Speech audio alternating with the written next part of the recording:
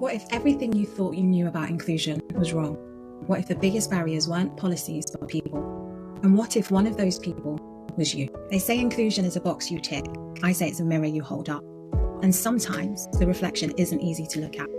In season 1 of the Organisational Inclusionist, we sat in those uncomfortable spaces together. We heard stories that changed how we see leadership, equity, and each other. Season 2 is not about repeating the same conversations. It's about going deeper. It's about asking the questions polite company avoids. Pulling back the curtain, not just on the boardroom, but on the biases we carry home with us, the policies we never question, and the silences that keep us safe, but not free. This season, you'll hear voices that challenge you, moments that move you, and strategies you can actually use. And I won't pretend to have all the answers, because I'm still learning too. But I promise you this, every conversation will be honest, human, and rooted in the belief that inclusion is not a side project, it's the work. My name is Grace Mosuro, and I am your host. Welcome to season 2 of the Organisational Inclusionist. Welcome to today's episode of the Organisational Inclusionist. My name is Grace Mosuro and I am your host. Today's episode is a solo one and it was prompted by an incident that occurred last week in London Bridge. So come with me back to last week. I was on my way to the CIPD Festival of Work and I got off the overground train at London Bridge. And as I made my way downstairs towards the underground, on the concourse, I was approached by a huge white man, was looking very angry and carrying the British flag. Now, that in itself isn't an issue. The issue is how he was holding the British flag. So he had it out in front of him really wide. He's like screw faced, like mean mugging me and anybody that looked like me. And I basically had to move out of his way because he wasn't moving. He was making a very public statement with the flag, being really aggressive with it. And in that moment, I felt extremely unsafe. And I looked around to see kind of what was happening. You know, what was this about? Was this just me? And I noticed who he was giving kind of dirty looks to, who he was waving the flag out really, really aggressively. And then he proceeded to turn around. So he kind of did a loop and then went up an escalator onto one of the overground platforms with the flag, but he'd closed it to be able to fit onto the escalator. And then he turned around and held the flag up again, like really angrily, and was just like really screw-faced. I'm trying to do these expressions. I'm not sure I'm doing them justice, but I looked at this man and I looked around to see, can anyone else see this? And I could see a few people, a few black and brown people kind of looking over and looking away, looking a bit embarrassed and unsafe, essentially. And in that moment, I felt a mixture of things. So I felt unsafe because this man felt that it was okay for him to do what he was doing, making this public statement to people that are just trying to go about their business, being really aggressive, and he wasn't challenged by anyone. And in the work that I do, I have built a career on being someone that uses my voice to lift others up and to create safe spaces for people. And in that instance, I had to make a decision not to speak up.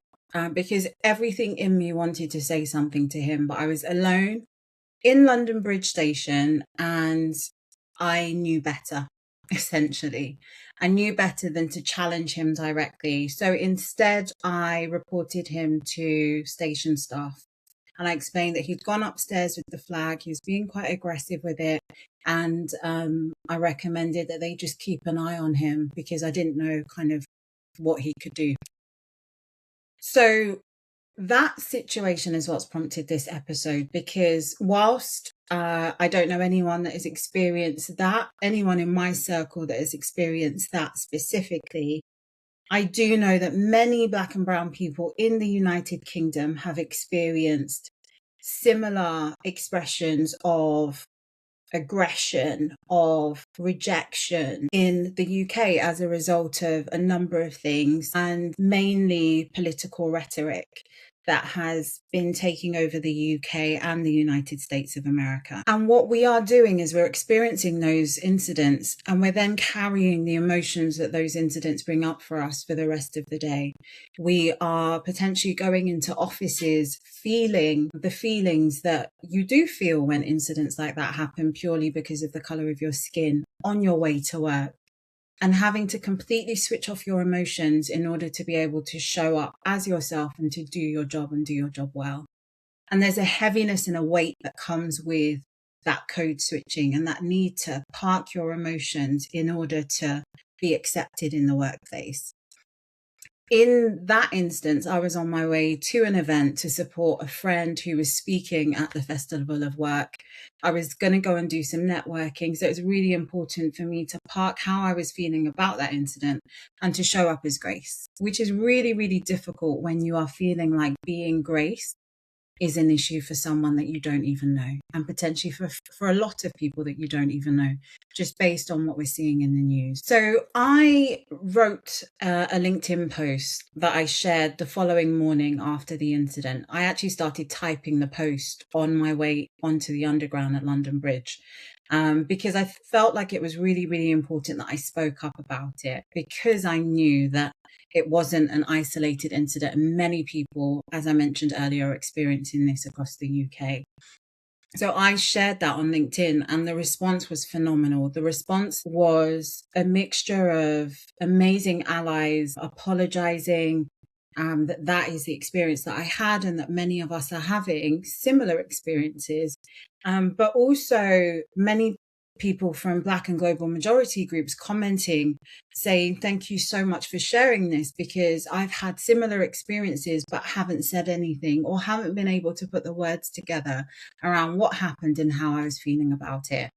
And that's one thing that I will continue to do in my capacity. I don't take for granted the fact that I have a voice that I'm able to use to raise awareness of incidents that are taking place, and hopefully helping allies and organizations to create spaces that feel psychologically safe for their people. The view that, you kind of leave everything outside of work, and you just show up and do your job and do a great job is really, really difficult when you are experiencing incidents of racism a couple of times a week, and in many, many people's instances. It's really important, I feel, for organizations to be aware of the lived experience of their employees from Black and global majorities right now, today, and to really look at how they support them more effectively, because it's really, really difficult to completely park how that eventually takes its toll on you. In my post, I wrote that man felt licensed. He felt like he had a license to do that. He felt like it was his right to do that. He held the British flag up as if it was his flag. I have a British passport, so it's also my flag. And the challenge that we have is that the flag and what it stands for is currently being weaponized in a way that is just not okay. And that licensing comes from somewhere, and we all know where. I did mention some of where that comes from earlier in this podcast episode. So it's really, really important, I felt, to share today, but just to have a conversation on the weight of that burden that Black and brown people are carrying at the moment, and how allies and organizations can support them both in the workplace, but also potentially support them outside of the workplace. I mentioned in the post that there's a difference between a country that has always had racial tensions and a country where people now feel licensed to perform them publicly. I was born in Nigeria. I moved to the UK when I was 5. I didn't experience overt racism until I was 18 years old.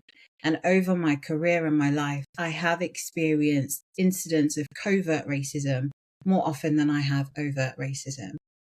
I haven't seen anything like I've seen in the last 2 years in the UK, from the August 2024 race riots in different parts of the UK to the incident that I saw in London Bridge, and many similar incidents that I'm being told about by friends, by family members, etc.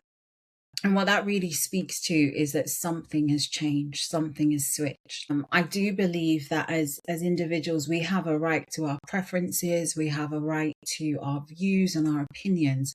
But what I don't believe we have the right to do is to impose those opinions on other people and to take our opinions and use them to minimize anyone and to essentially impact the way that people experience their lives. I think that's wrong, personally. So even though I mentioned, I might not have said specifically, but I was overwhelmed by the response to the LinkedIn post because I didn't expect it to gain as much traction as it did. And one of the things that really stood out to me is that there were so many people that were so supportive, that were encouraging, that were vulnerable and shared their stories, or as allies shared, some shame that they feel that this is the experience that Black and brown people are having in the United Kingdom from some white people. And I really was also shocked, just because I am sometimes a little bit naive, because I do believe that human beings are amazing and the power of humanity is so beautiful. But I was also deeply hurt to get comments from a few people, literally a handful of people, with one person saying, "Oh, I guess we'll take your word for it. All of your posts seem to be you being a victim of something." And then I had somebody else tell me that the flag is mine and I should be proud of it. And I agree, but they completely lost the point of the post. Clearly is that it wasn't the flag that was the issue, it was how it was being used that was the issue. And then I had somebody else comment, "Ooh, how dare someone of the wrong race look at you?" Now, that comment in particular was actually the only one of the negative comments that I responded to, because the notion that there is such a thing as a wrong race really rubbed me up the wrong way and really spoke to the issue at hand. There is an idea that exists in many people's minds that being Black or from the global majority means that you are from the wrong race. Absolutely not. And I just want to emphasize today that race is a social construct, people. It was made up. It was made up in order to create the systemic inequities that we see across the world today. And I really just want to emphasize that race is a story that was created, but unfortunately too many people believe that. There is no such thing as a wrong race. Every single one of us is amazing, is beautiful, is worthy of an amazing life, is worthy of living in any part of the world that they wish to. But I think it's so important that we treat people well. So I want to talk about the invisible weight, which I kind of mentioned earlier, the invisible weight and the part that no one really talks about. People from Black and global majority groups are experiencing racism on a weekly basis in some form or another. And that has an actual cost to them. There is psychological cost, there's emotional cost, there's the emotions that boil up for you in that moment when you're choosing whether to fight or flight, right? Whether to fight or to run away. And either one of those leaves something with you. And it's fear, it's anxiety, it's sometimes anger, and rightly so, right, in this situation. But I think that fear is the biggest one, because there is the fear of this behavior isn't being challenged in the way that it should be challenged. It's not being challenged as publicly as it should be. And what that means is that people are feeling emboldened to do this more and more.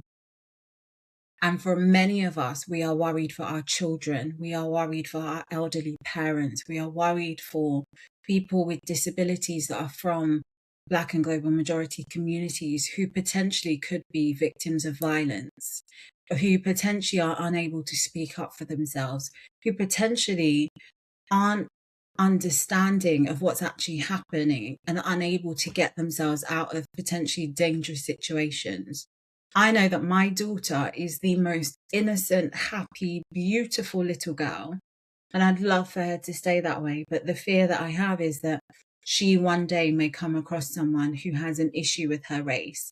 And because she is so naive and she is young and she's living this beautiful life, she will have no idea what is happening or how to deal with it. In that situation last week, one of the biggest questions I had was, is this what my daughter is seeing on her way to school? And that devastated me. As someone that speaks up so publicly on platforms like LinkedIn, through my podcast, I have to admit that I felt an element of shame that I wasn't able to challenge that situation, because I feel like there are so many people who could fall victim to the likes of that man or other people. And I do have a bit of a savior complex. So I did carry some shame with me in that I hadn't challenged it. I hadn't told him that what he was doing was wrong. But then I also had the comments of some of my friends that I've experienced in the past where they tell me not to be the savior in every situation, particularly in situations where I could be in physical danger. And that was definitely one where I felt like there was potential for physical or verbal acts of aggression towards me had I challenged that man directly. But the shame still stayed. And that is one of the things that we carry, that is a significant weight that we carry, is that feeling that as a human being, somebody has hurt me and I've not been able to tell them that they hurt me because I've had to choose between my safety and vocalizing how I feel. What I really want people to understand about what it means to carry that weight alone is that people are carrying that weight in their bodies, in their minds, and after a while it takes a toll. There's a significant weight that comes with that, and I just think it's so important to share this with people, because can you imagine what it would be like? And some people do have this experience, and I am so happy that you have that. But for us, it would be a dream to be able to leave the house and not have to brace yourself for anything, right? Walking out of the house thinking about fairies and rainbows and just being able to be liked. But most people from Black and global majority groups that I know of leave their houses almost putting on an invisible cloak of armor, bracing themselves for microaggressions, for people accidentally bumping into them and not apologizing, or challenging them when they are the ones that have been bumped into, or having comments being made about them directly to their face, or, kind of people whispering, or experiencing comments in the workplace that they feel they can't challenge because they will be made to be the problem. For many people from Black and global majority groups, there is never an opportunity to switch off. We are always bracing ourselves for something.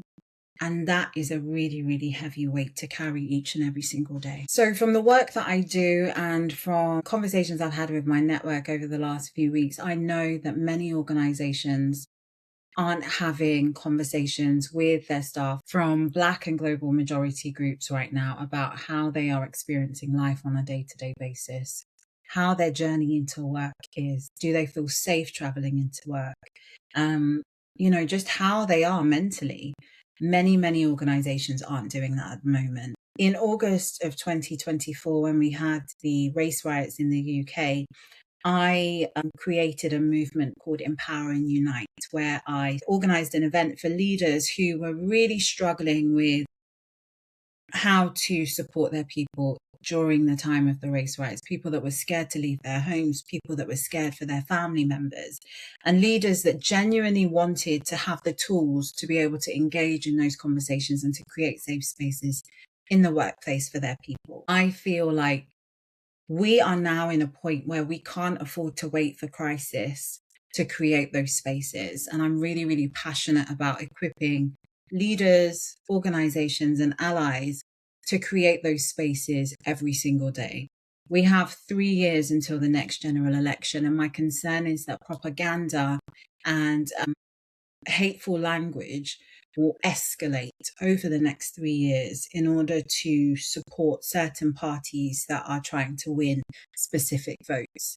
It's therefore really important that organizations create psychologically safe spaces specifically for individuals from Black and global majority groups, marginalized backgrounds, immigrant backgrounds, because they will, unfortunately, I am worried that they will experience more and more incidents of racism, whether covert or overt, over the next few years. And it's just so, so important that organizations create space for conversations to be had, for people to know where they can go, and for people to feel like, actually, if something happens to me on the way to work, when I get into work, I don't need to hide that. I can share that.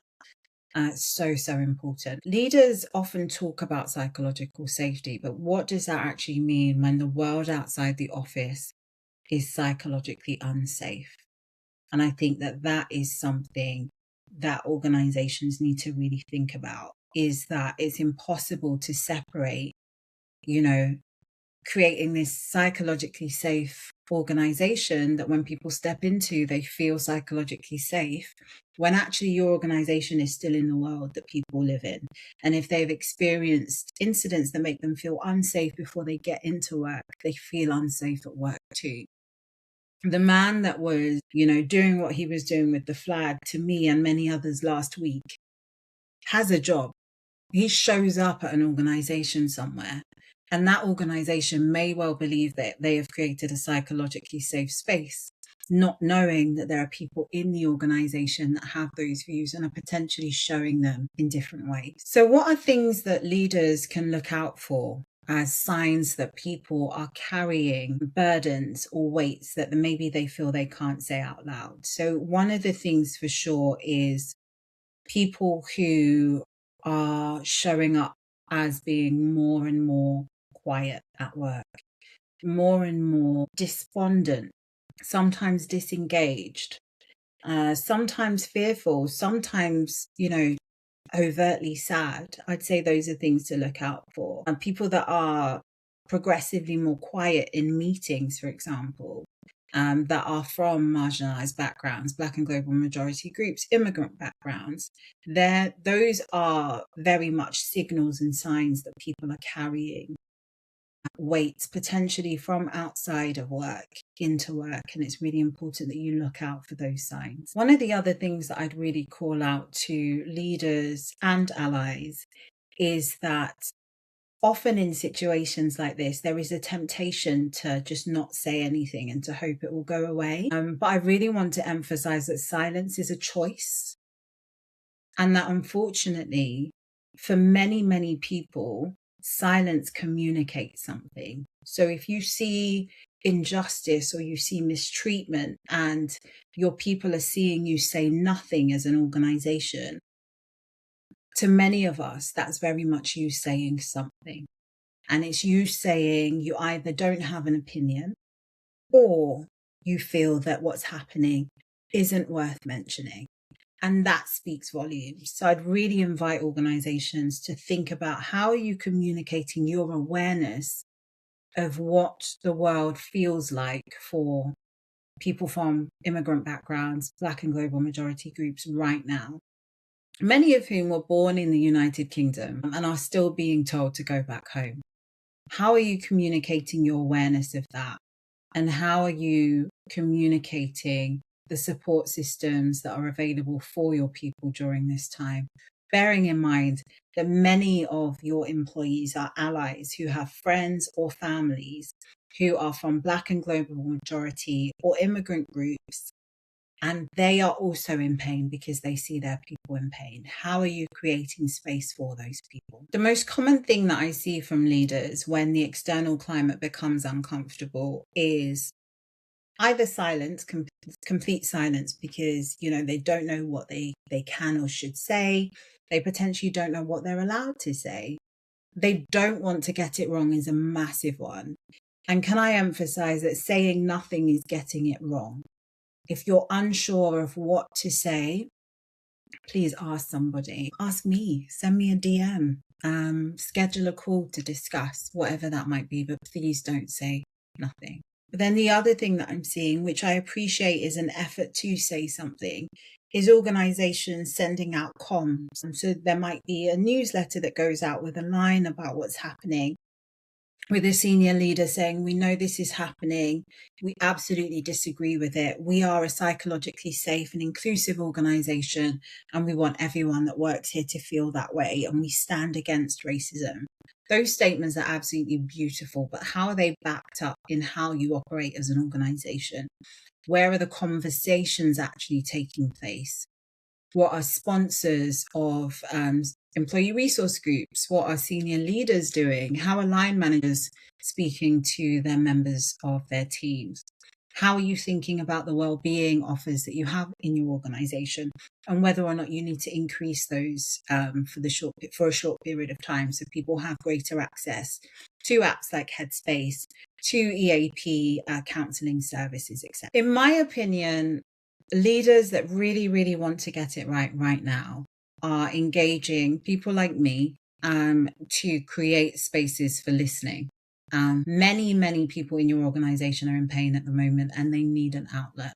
But sometimes people from immigrant backgrounds or Black and global majority groups don't feel safe communicating with people that maybe identify as being from the group that they feel like they are being persecuted by.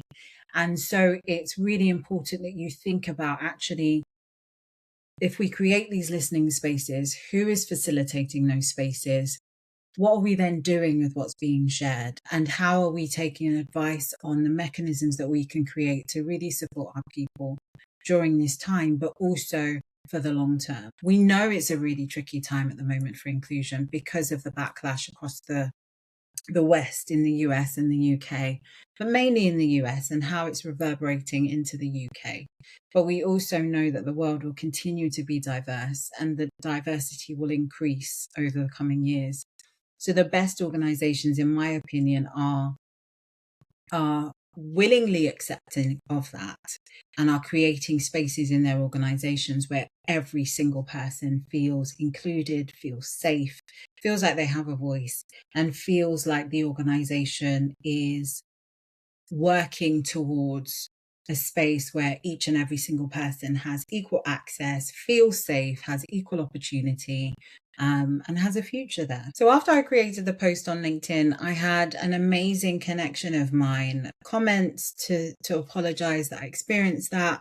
And then he asked me an amazing question. He said, Grace, if I had been there, what would you have needed from me in that instance? And I explained that simply someone approaching me to ask if I was okay, or to walk with me as I got to, the tube station, that in itself would have been everything.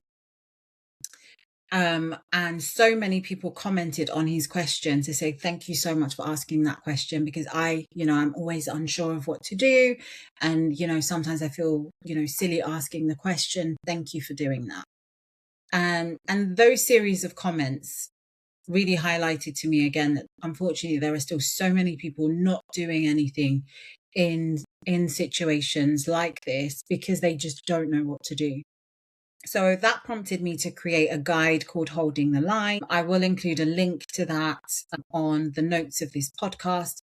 So if any one of you is a leader in an organization or an ally who wants to know what you can do right now to support your people, whether that be your direct reports, whether that be your friends or your family, this guide is for you. And it really identifies the role that you can play in situations like this. And it is completely free of charge. And it's completely free of charge because I think that this is so much bigger than business and commerce. This is about humanity. And I wanted to make this guide accessible to every single person that has the appetite to be an ally, that has the appetite to create psychological safety. So you can download the guide completely free of charge.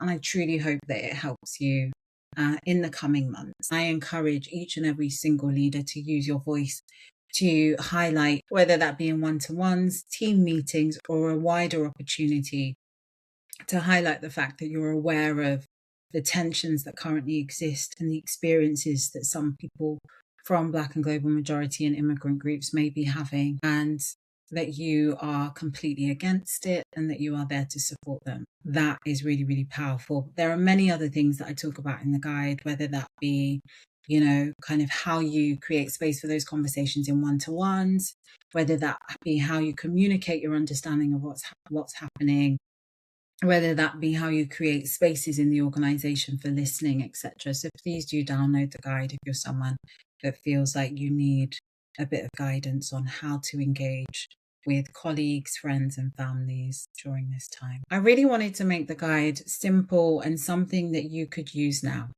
So there is nothing in that guide that requires you to go out and read multiple books, or to go out and do a course, or to go out and interview a range of stakeholders.